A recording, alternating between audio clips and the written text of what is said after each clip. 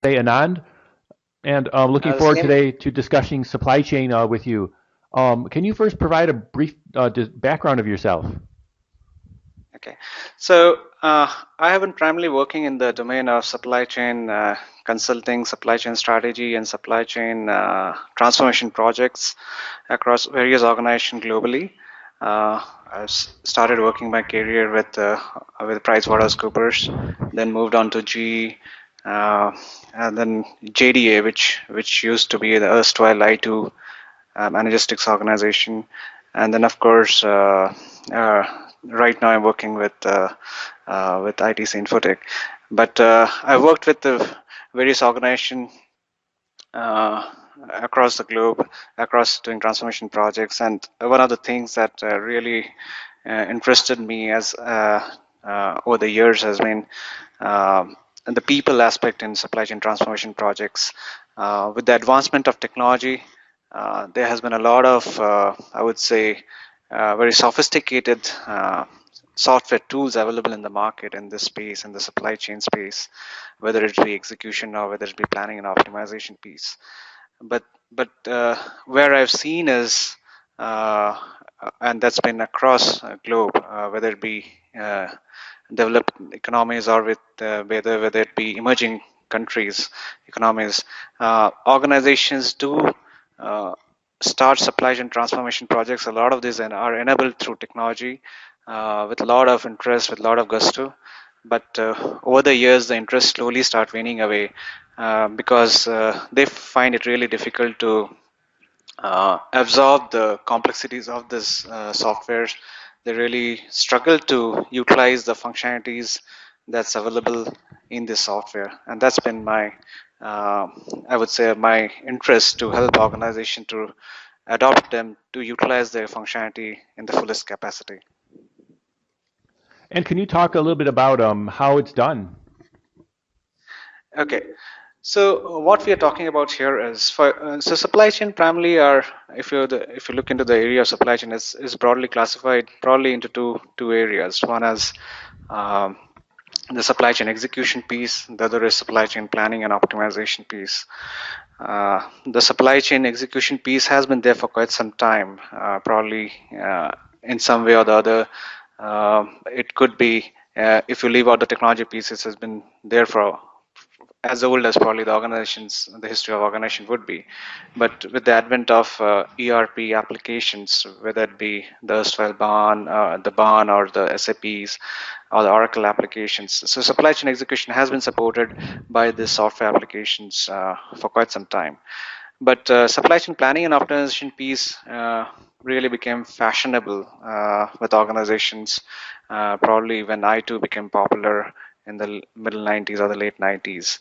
And thereon, there has been quite a bit of players in this space. JDA is probably one of the better known organizations. SAP, of course, has its own suite of products, so has Oracle in the supply chain planning and optimization piece.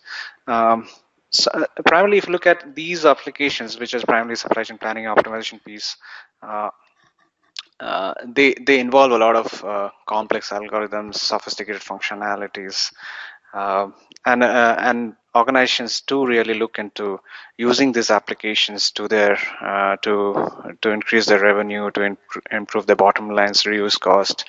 But as the implementation goes through, and as they try to uh, use some of these applications, they really struggle to use their complete set of functionalities. And over the years, there's been a lot of new organizations that have come into place. For example, Kinaxis, and so on. Others are O9, some of the startups, and they have been really looking into how to make this application simpler for organizations to use, and that's really been transforming this space over the years. So maybe what we can do is we can look into. There's a famous framework in the consulting world which talks about the people, the process, and the technology. But what I generally try to do is I start with the process part and take a really agnostic view of what would be how we can improve the process in the supply chain area.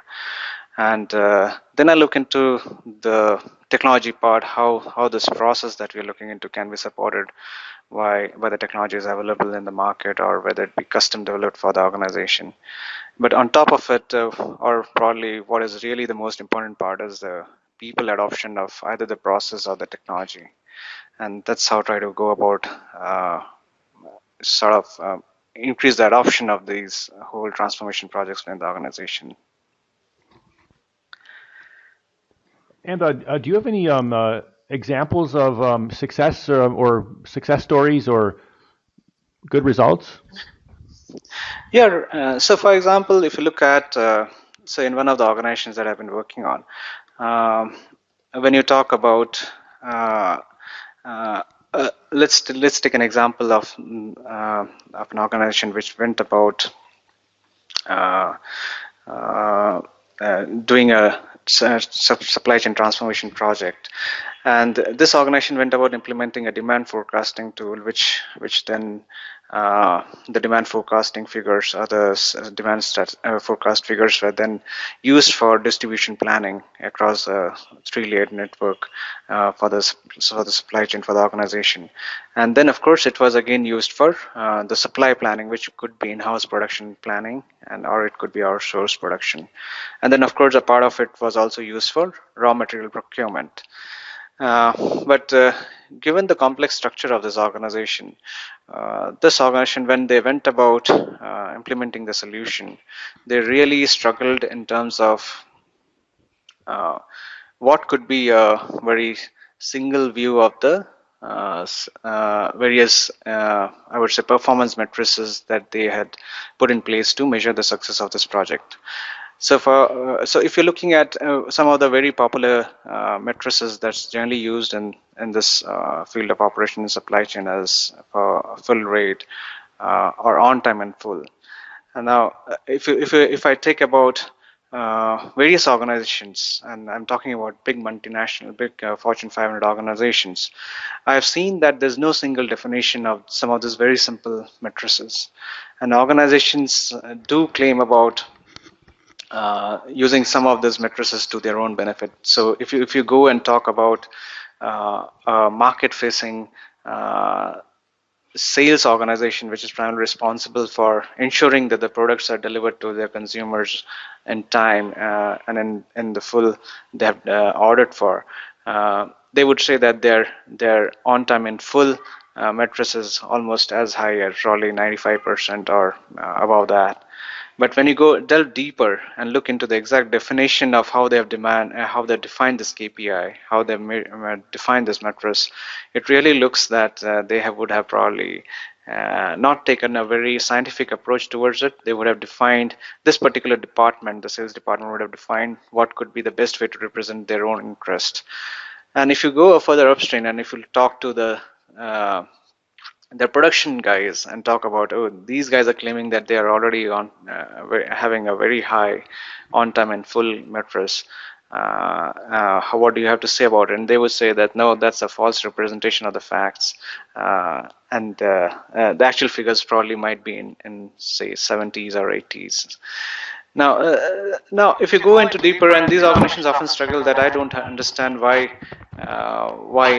I get two different pictures from two different departments within the same organization. The second, what they struggle is, how do I bring about these two departments work in really a symbiotic way, so that the whole organization benefits through the supply chain transformation projects as it goes along.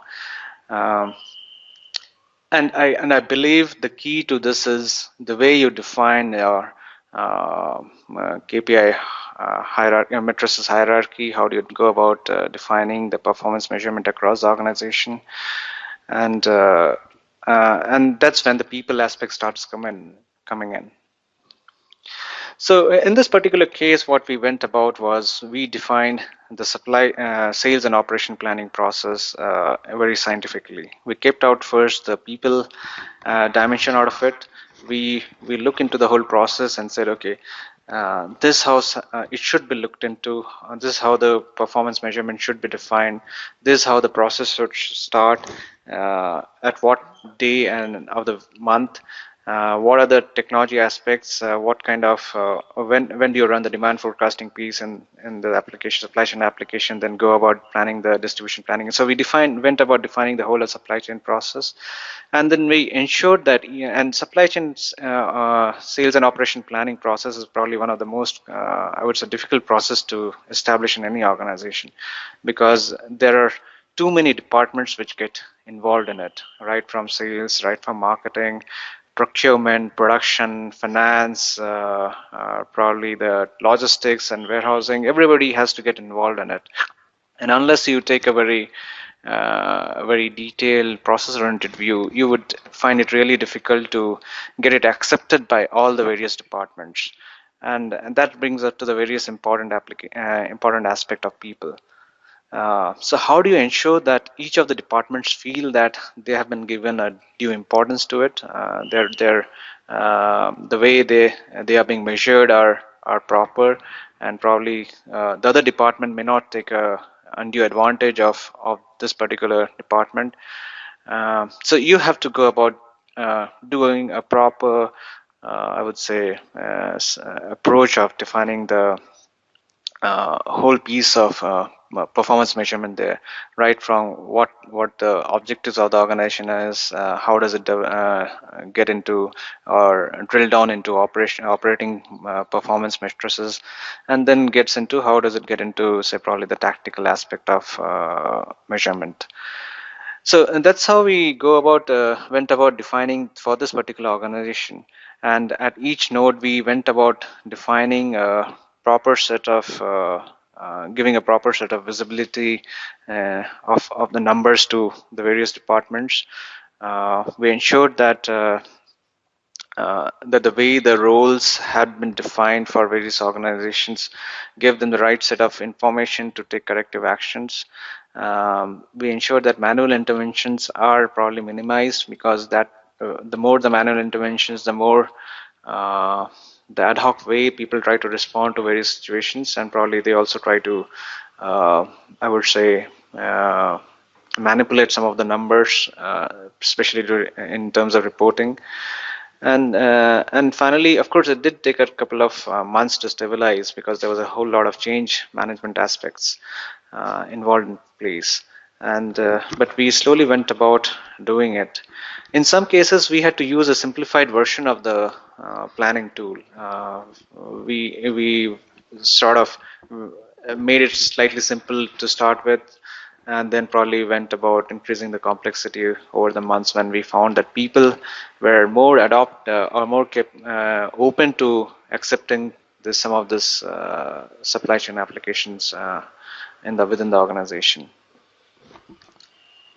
Well, thanks, Anand, for sharing today. Thanks, Dustin. So, And if did you have any final recommendations? okay, so one of the things that we went about is, I would really recommend organization is to keep things simple. Technology is probably progressing a lot faster than probably I would say that things are very different from the people perspective as well as an execution perspective. As I say to organizations, especially, it could be more applicable to emerging economies. You can probably so some organizations say that I bought this expensive application. Why don't I run it daily? And what I recommend and I tell to the organization is that you can probably run it daily or probably every hour, but where you would really struggle is to implement those recommendations. So if so for example, the planning tool says that you probably dispatch certain amount of goods if today to a particular destination, but things would have changed. The ground realities are different, especially in emerging economies. There would be a lot of uncertainty in terms of what kind of vehicles are available for transportation, what kind of space might be available for storage and warehousing. There could be events like political unrest in certain parts of the country, which probably affects your movement of goods. And these uncertainties, if you what happens is you know that the recommendation or planning tool is is probably what you may not be able to execute. So you would have to bring in certain amount of people aspect to it. Uh, but so to bring in that, you have to really keep the application relatively simple to begin with. Your planner should be able to comprehend the results that's thrown out of this application. They should be able to absorb this and understand the fullest implication of this results for your organizations, and then take a decision in terms of how they can be implemented given the ground realities of this, especially in these emerging economies where there are probably a lot of more uncertainties and variations in execution. So I would really recommend is keep things simple. Just because you bought an expensive application does not mean that you have to use everything. Make sure you use whatever is actually needed for your organization. Uh, and probably what you can do is evolve the adoption of this technology as you move towards your goal. Thanks, Anand, for sharing. Thank you, Dustin. Thanks for your time. Um, so